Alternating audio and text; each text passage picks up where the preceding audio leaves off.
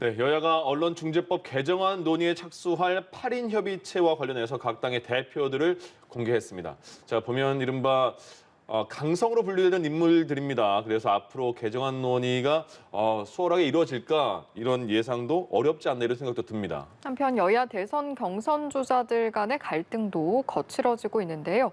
관련 등을 포함한 정치권 이슈들 서용조 민주당 상근 부대변인 조청래 전 여의도연구원 부원장과 함께 짚어보도록 하겠습니다. 네, 어서 오십시오. 안녕하십니까? 네, 안녕하십니까. 예. 언론중재법 개정안 논의 8인 협의체 그러니까 여야라기보다 민주당과 국민의힘이죠. 민주당에선 김종민, 김용민 의원, 국민의힘 최형두 전주회 의원 각각 기자 출신, 법조인 출신이에요. 네. 근데 지금 저희가 소개해드린 것처럼 각 당에서 좀 강성분이다, 좀 주장이 세신 분이다, 당 입장을 이렇게 표현이 되는데 이게 잘 이루어질까요? 이 멤버로만 봤을 때요? 일단은 뭐 강성이라고 표현하는 것은 각자 각 당의 입장을 대변할 수 있는 사람한테 아마 그 포지션을 주신 것 같아요. 예. 민주당은 언론중재법을 어떻게 해서든지 수정하고 의견을 받아서 통과를 시키겠다는 의미고 저쪽은 이제 최영두 의원이나 전주 의원처럼 좀 이렇게 막아서겠다. 예. 뭐 창과 방패의 대결이지 않나. 그런데 결국에는 8인 협의체를 그래도 어렵게 말하자면 합의를 했잖아요. 그래서 이 협의체를 구성한 자체에 대해서 일단 지켜보는 게 맞을 것 같고요. 예. 그다음에 이제 지금 이제 그 원내대표끼리 두 분이 지금 싸우고 있는데 결국에는 이제 삿바 싸움에 들어가지 않았나. 좀 그렇게 보시면 될 것 같습니다. 예. 요렇게 좀 돌아다니시면 잘 나옵니다. 예, 맞습니다. 알겠습니다. 네. 어떻게 보세요? 그 이제 인원은 이제 그 외부 인원 2명씩은 아직 확정이 안 됐잖아요. 근데 일단 당에서 의원들 2명은 결정이 됐고 한 달도 남지 않은 상황이고 실질적으로 한 추석 빼면 2주 조금 더 남은 그 기간인 것 같은데요. 이게 잘 이루어질 기간이 될 수 있을까요? 그 상황이요? 외부 인원은 아마 학계나 법조계 분들 두 분씩 각 당에서 해가지고 8명이 될 모양인데 네. 사실 이제 30일 날 본회의 처리를 하지 않고 넘기면서 8인 협의체를 만든다고 해서 저는 상당한 기대를 갖고 누구를 선임하나 이렇게 봤는데 명단을 보니까 좀 놀랍고 실망스러웠어요. 어떤 이유예요? 뭐냐면 김용민 의원 같은 경우에는 지금 민주당 미디어 특위 위원장을 맡고 있고 지금 국회 법제사법위원회에서 사실 매우 강성으로 활동하고 계시잖아요. 거기다가 지금 언론중재법과 관련된 입법화를 적극적으로 실행을 하고 밀어왔던 분이고요. 그다음 법사위를 이 법안이 통과할 때 새벽 4시에 국민의힘 의원들이 없을 때 했지 않습니까? 그때 독소 조항이 추가됐다고 지난번에도 말씀드렸는데 예를 들면 고의 중과실 조항에서 명백한이라는 표현을 빼서 명백하지 않아도 걸 수 있게 한 그를 실제로 추진한 분이 이 김용민 의원입니다. 그러니까 지금의 그 언론중재법을 둘러싼 여야 간의 갈등을 정복시킨 측면이 있는 분을 위원으로 선임을 하셨고요. 김종민 의원도 아시다시피 민주당이 매우 강성 의원 아닙니까? 그래서 제가 볼 때는 이게 뭐 모양은 여야 협의, 뭐 사회적 합의의 모양으로 잡았는데 위원 몇몇만 본다면은 제가 볼 때는 결국 시간 끌기를 해서 강행 처리하려고 하는 거 아니냐는 의구심을 갖게 됩니다. 근데 최영두 의원 빼고는 3명 다 법사위잖아요, 같이. 네, 그렇습니다. 이렇게 저희가 협의체 대표들의 면면 그리고 협의가 잘 이루어질 수 있을지 두 분의 의견을 한번 들어봤는데 일단 27일 본회의에서 언론중재법을 상정 처리한다. 이 합의문 해석을 두고도 양 당에서 서로 다른 이야기를 하고 있는 상황이 벌어지고 있습니다. 이 내용 듣고 다시 돌아오겠습니다. 합의안이 있어야 상정하는 것은 아니고요. 그러니까 처리하는 것은 명확하게 어떤 조건도 없이 이 상정해서 처리하는 것이고요. 그 전까지 이 협의체를 통해서 이 단일한 수정안을 마련하기 위해서 최대한 노력하는 것이죠. 그 문안 자체에 보면 합의안을 상정한다. 아니면 합의 안 되더라도 지금 민주당이 추진하고 있는 안을 상정한다. 이런 표현 합의서에는 없습니다. 합의안이 마련된다는 전제하에서 진행하는 것이 옳다 이렇게 보고 있습니다. 네, 들으신 것처럼 같은 합의안, 같은 표현을 놓고 지금 양당에서는 상반된 해석을 하고 있는 거거든요. 어떻게 보십니까?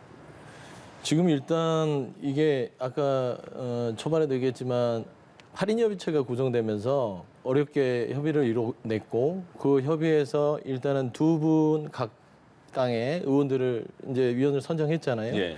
그러면 결국엔 이거는 이제 들어갔다. 전문 위원들만 이제 구성을 하면 되기 때문에 그래서 이 부분은 이제 기싸움에 들어간 게 아닌가. 네. 그래서 실제로 보면은 일단 8인 협의체 구성 이 논의가 합의안에 보면은 9월 26일까지 논의를 충분히 해서 사회적인 합의와 설득 여러 가지 각계 의견을 들어서 여야가 공의 여기에 대한 결정을 데드라인을 26일까지 주고 예. 27일 날 잠정적으로 본회의에 일정은 합의한다. 이게 이제 합의안의 모체거든요. 네. 근데 이제 각 원내대표끼리 이렇게 얘기하시는 거는 아니 이거는 우리는 할 거다. 근데 김기현 대표께서 보면은 여야 합의한 마련을 전제란 얘기를 넣었어요. 네. 그게 아니라 전제로 한 바는 없고 이거는 그냥 여야 8인 협의체에서 여야 합의안이 마련되면 하는 거다. 안 되면요?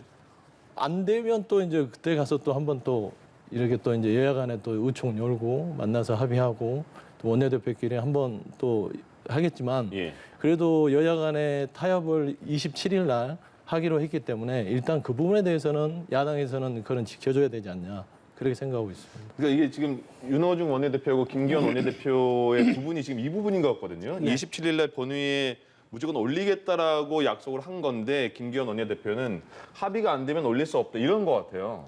그러니까 그게 그 8월 30일 날 국회 본회의 처리가 무산될 때 예. 이게 이제 처음에 이제 그 나온 게 9월 27일 날 본회의에서 처리한다. 그다음에 8인 협의체를 가동한다. 네. 요 두 가지 죄송합니다. 이 두 가지 내용 외에는 합의된 게 없었어요. 예. 그래서 그때 이미 야 이렇게 두루뭉실하게 합의를 해가지고 협의를 한다는 건지 합의를 한다는 건지 아니면 뭐 논의를 해서 단일 법안을 만든다든지 이런 규정이 하나도 없었어요. 예. 그래서 그것 때문에 실효성을 의심하는 의견이 제기되기도 했습니다. 이미 그때. 예. 그러니까 이거죠.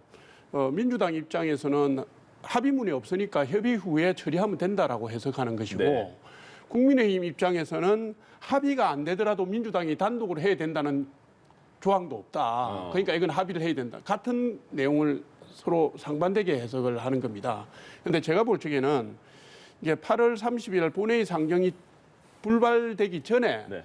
윤호중 민주당 원내대표가 그 고의 중과실 추정 조항을 삭제한 수정안을 낼 수 있다라는 의견을 냈었어요. 예. 그거는 언론중재법의 주요 조항, 독소 조항에 대한 개정 의사를 밝힌 거거든요. 네. 그래서 일단 그 대목을 보면 제가 볼 때는 민주당도 뭐 막무가내라기보다는 어느 정도 전향적으로 나설 수 있다고 보는 것이고 한 달여 정도 이렇게 논의를 해보다가 명분 쌓기도 하다가 처리할 것 같은데 제 생각은 그렇습니다. 단독 처리할 것 같으면 한 달 시간은 왜 겁니까? 지금 언론중재법에 대한 비판이 국내 국외 뭐 민주당 내 민주당 밖 다 나오고 있잖아요. 예. 그래서 이 비판 여론을 보면서 그걸 무시할 수 없기 때문에 그걸 보면서 결정을 하지 않을까 민주당이 저는 그렇게 봅니다. 알겠습니다.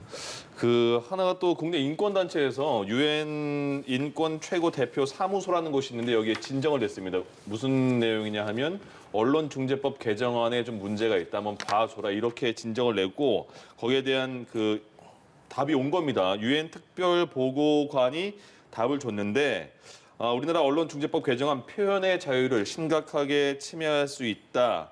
그래서 개정안을 수정하는 것을 권고한다. 이렇게 보시는 것처럼 유엔에서 권고안까지 이렇게 공개를 했습니다. 이게 그러면 민주당으로서는 좀 부담스럽지 않을까 이런 생각도 드는데 어떠세요? 일단 부담보다는 유엔이라는 게 인권 부분에 있어서 표현의 자유, 인권을 중심으로 해서 생각하기 때문에 충분히 유엔에서도 그 입장을 표현할 수 있다.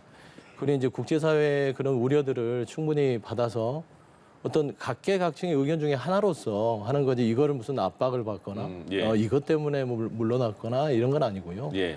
제가 봐서는 유엔 부분은 표현의 자유 이 부분에 대한 공고는 예. 또 충분히 설명을 유엔 쪽에다가 설명을 하고 지금 한국 언론 상황이 유엔에 생각하는 만큼 표현의 자유와 그다음에 허위 사실에 대한 보도로 인한 개인의 인격권 침해 피해 사례가 많다. 네. 이런 걸 설명을 통해 또 유엔하고 또 이렇게 설득 작업을 또 해가야 되지 않을까 그렇게 생각합니다. 아 그럼 예. 어떻게 되는 거예요? 당 차원에서도 다시 그 유엔 인권 이 사무소에 네. 다시 입장을 표현하는 그런 방법도 있는 겁니까? 그렇습니다. 아. 그러니까 지금 한 달이라는 시간을 갖는 건 예. 이제 시간 끌기라고 보기보다는 네. 이제 각계각층에 그동안 저희가 좀 말하자면 찬성도 있고 반발도 있지만 예. 진보 진영 쪽에서도 반발도 있고 언론단체 쪽에서도 사회적 합의 이런 부분에 대해서 충분히 얘기를 했는데 제가 봐서는 정치적으로 어떤 그분들한테 설득을 하고 만나서 어떤 자세한 설명을 통해서 좀 합의를 이끌어내는 과정들이 좀 부족하지 않았냐. 예. 그래서 아마 그 부분을 좀 더 한 달의 시간을 협의체 구성을 통해서 차근차근 해나가자. 아마 유엔도 그 부분에 예. 한 부분이라고 생각합니다. 한 그렇게 달이 보시면 이제 돼요. 설득의 시간이 예, 설득의 시간이 있다. 될 겁니다. 8인 협의체가 예. 8인만 모여서 밀실에서 하는 게 아니고 네네.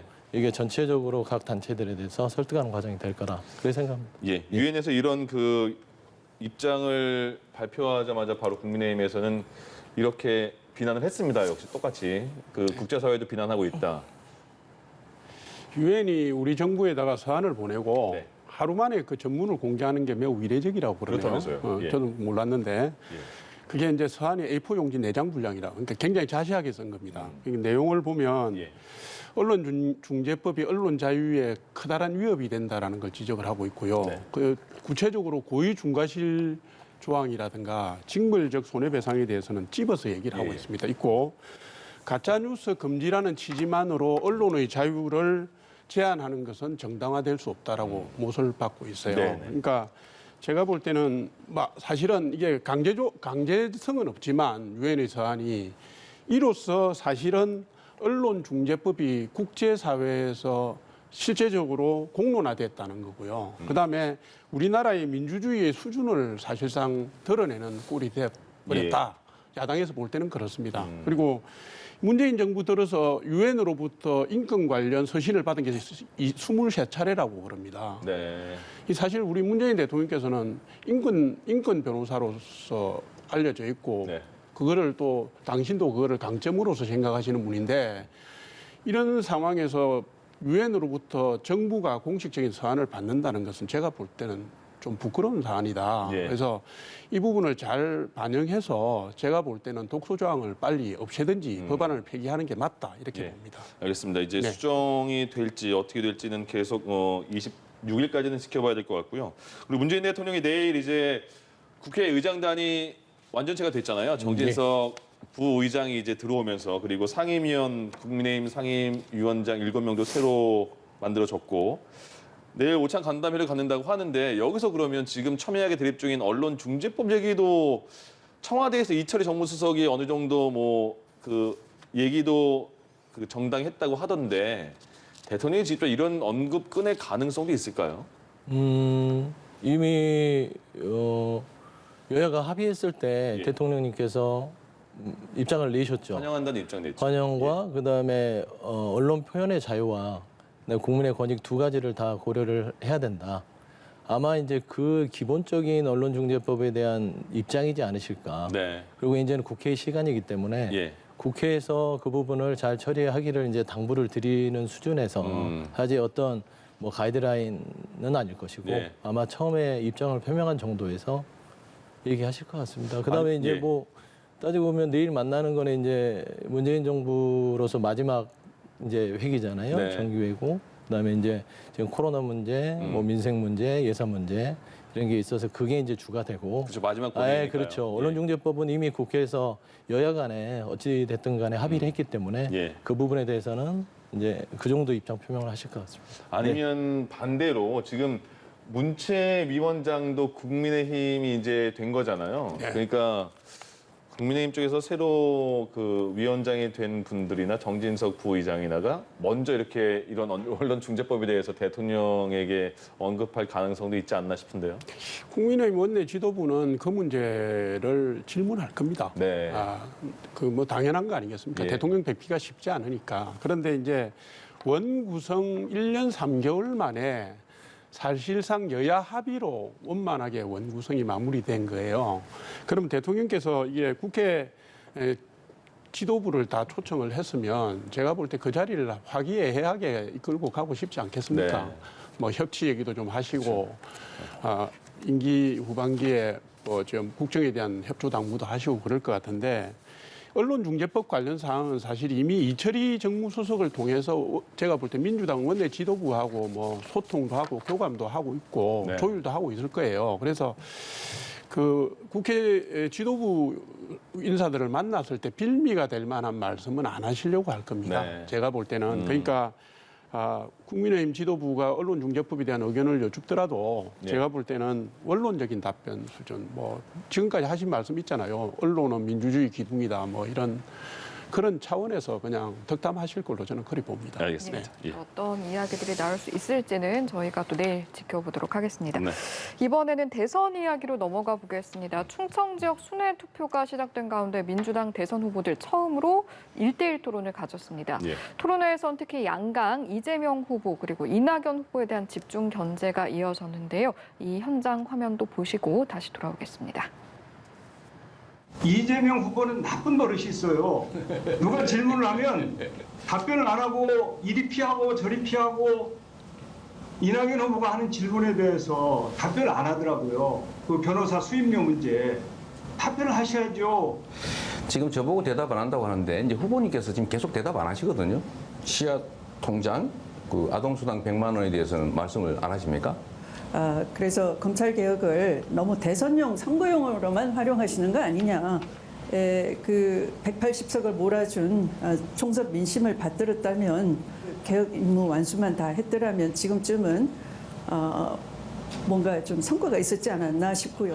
추미애 후보께서 그럴 처지가 아니실 텐데 왜 그런 서운함을 계속 갖고 계실까. 이제라도 좀 더 포용하시고. 네, 어제 토론회 주요 장면 함께 보고 왔는데 일단 전반적으로 좀 토론회 어떻게 보셨습니까? 그래도 좀 처음보다는 좀 저 정도는 뭐 볼만하다. 아, 그래요? 네, 네거티브 저 정도 대선 경선 그러니까 당의 대통령 후보를 뽑는 경선에서 저 정도도 안 하면 이건 경선이라고 하기엔 좀 힘들지 않겠습니까? 하지만 이제 제가 봐서는 기본적으로 선거가 이제 상대를 공격하는 포인트가 보면은 이제 네거티브를 하더라도 내용으로 하는 것보다는 태도를 지적을 하거든요. 네. 그래서 상대의 태도를 무너뜨리는 거. 그래서 보면 이제 지금 현재 그 이재명 여론조사상으로는 이재명 후보가 높다 보니 네. 다른 후보들이 이재명 후보에 대한 태도를 계속적으로 지적해 왔고 그런 부분들이 지금 뭐 선거 캠프의 전략상 네. 그냥 이렇게 진행이 되고 있는 수준이다. 그렇게 보고 앞으로 이제 충청에서 이제 4일날, 5일날 충청에서 일단 첫 번째가 시작이 됩니다. 예. 아마 그게 이제 그동안 어떤 이런 네거티브를 했던 포지티브를 했던 그 전략들이 충청에서 어떻게 결과가 나오느냐에 따라서 이후 선거의 전체적인 흐름을 끌고 갈 수 있는 풍향계가 될 수 있다. 예. 하여튼 그런 부분에서 좀 봐주시면 좋을 것 같고요. 예. 저 정도 네거티브는 뭐 심각한 네거티브는 아닌 것 같습니다. 예. 심각한 네거티브는 아니다라고 말씀을 그렇습니다. 해주셨습니다. 어제 토론회에서도 잠시 언급이 됐지만 이재명 후보 무료 변론 의혹 논란도 계속되고 있는데 물론 네거티브에 대한 평가는 각각 다를 수 있겠습니다만 이런 네거티브가 계속된다면 국민들 입장에서는 좀 어떻게 받아들일지 어떻게 바라보십니까? 그러니까 이재명 후보 하면 딱 떠오르는 게 기본 시리즈예요. 네네. 그죠? 기본소득, 기본주택, 기본금융, 기본이잖아요. 예. 이슈화 전략에 성공했다는 뜻입니다. 그게 부정적이든 긍정적이든 한 가지를 계속 때려가지고 정책이 이미지화되면 그거는 상당히 무서운 결과를 가져오거든요. 예. 그리고 이제 그 이재명 후보가 지지율이 추가 상승 여력은 없어 보여요. 없어 보이지만 의미 있는 숫자를 계속 유지하고 있지 않습니까? 그러니까 이것은 뭐냐면 다른 후보들이 계속 때리는데 별로 효과가 없다. 부정적 이미지가 반영이 됐다. 저는 이렇게 보는 것이고요. 네. 당내 후보들의 공격을 받는 것 자체가 일반 국민들이 볼 때는 야 이재명이 세기는 센갑다. 이재명이 유력한갑다 이렇게 보여요. 예. 그래서 사실은 후보들이 그 집중 공격을 할 때 조심을 해야 됩니다. 이게 그 내용이 뭐든지 간에 그 사람을 도와주는 결과로 연결이 될 수 있거든요. 예. 그러니까 제가 여러 차례 말씀드렸는데 네거티브는 확실하게 입증할 수 있을 때만이 효과가 있습니다. 이게 이제 추정, 의혹으로 가면 네.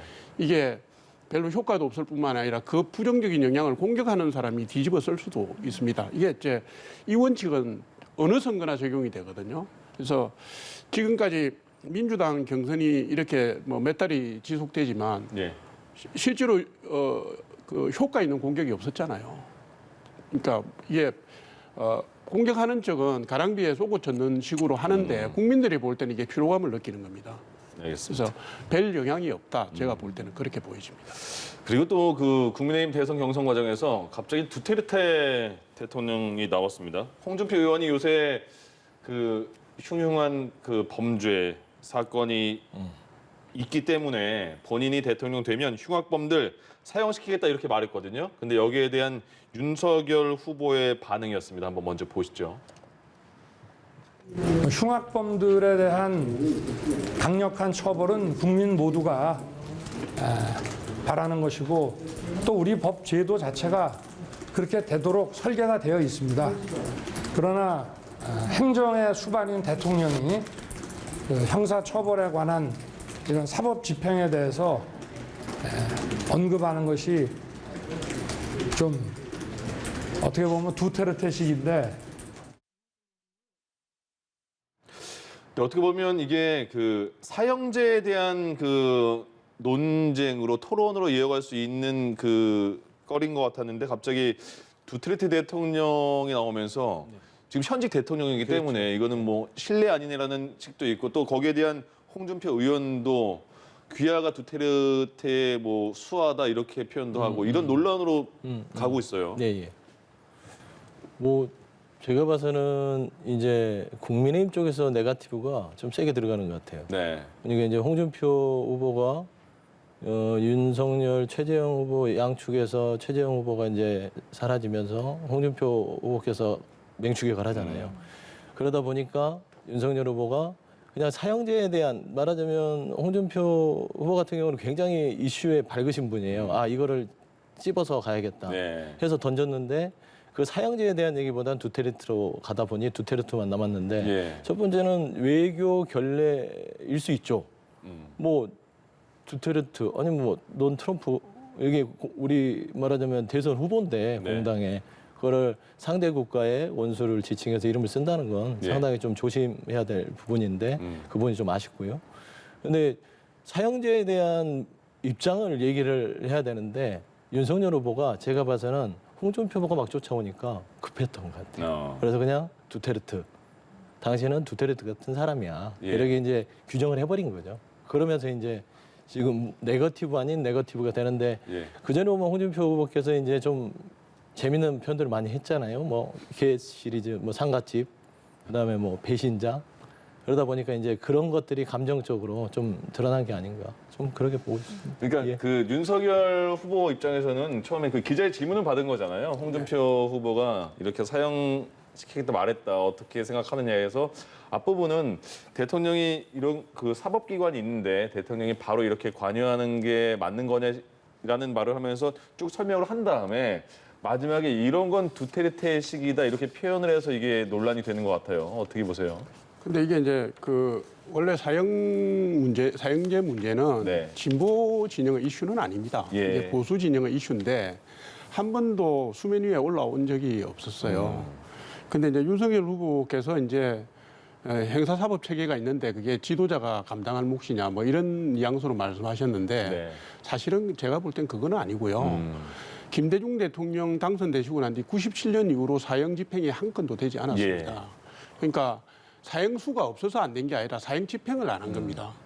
그 사형 집행의 최종 재가를 대통령이 하게 돼 있거든요. 네. 그렇게 봐야 되는 거고 이 문제는 윤석열 후보는 자기의 강점인 법치 문제로 접근을 했고 예.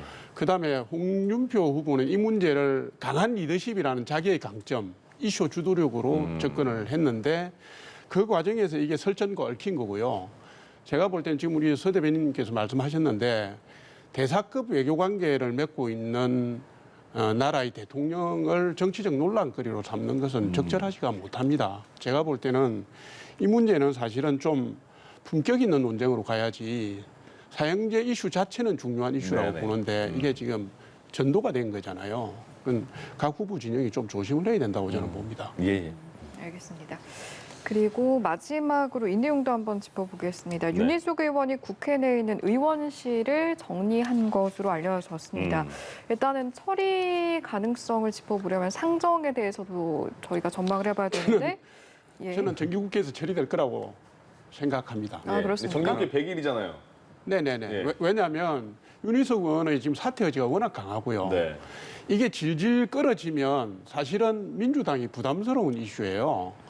생각을 해보십시오. 이게 지금 이 문제가 계속 논란이 되면 국민의힘 입지가 더 좋아지고 윤희숙 의원의 입지점이 점점 커져요. 그리고 만약에 정기국회에서 통과가 안 되면 네. 회기가 끝난 이후에 국회의장에게 또 사표 제출을 할 겁니다. 예, 윤희숙 예. 의원이. 그게 정기국회가 끝나고 내년 초쯤으로 가야 되는데 1월 달이나.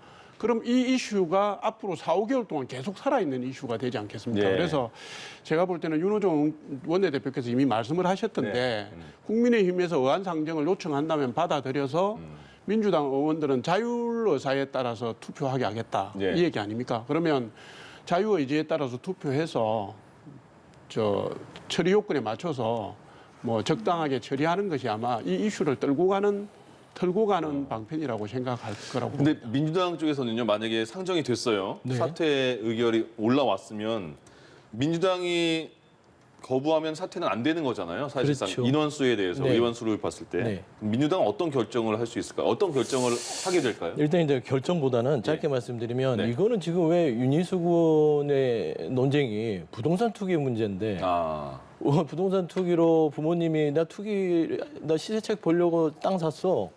그리고 너한테 상속해 주려고 했어.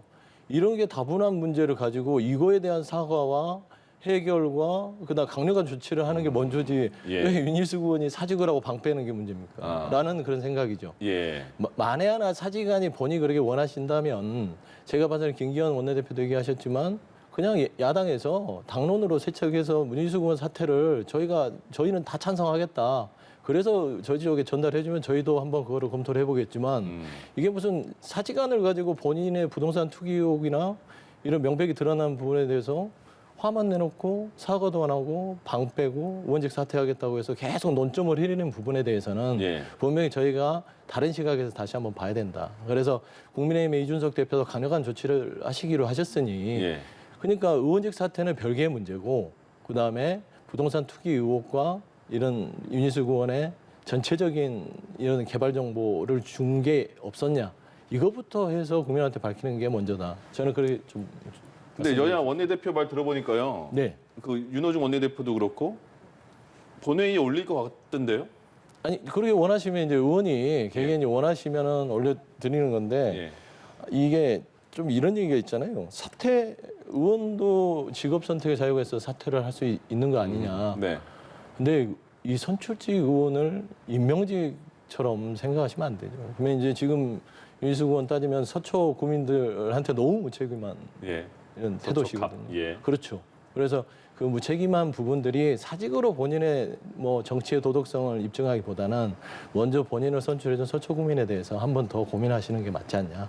그런 말씀 드리고 싶습니다. 본인이 말씀 조금 드리더니 본인이 공수처에서 나를 수사하라 그랬고 국가수사본부에서 지금 국민의힘 12명 의원들에 대해서 수사를 하지 않겠습니까? 그래서 이 혐의와 관련된 부분들은 국회 몫이 아니고 제가 볼 때는 사법당국으로 넘어갔고요.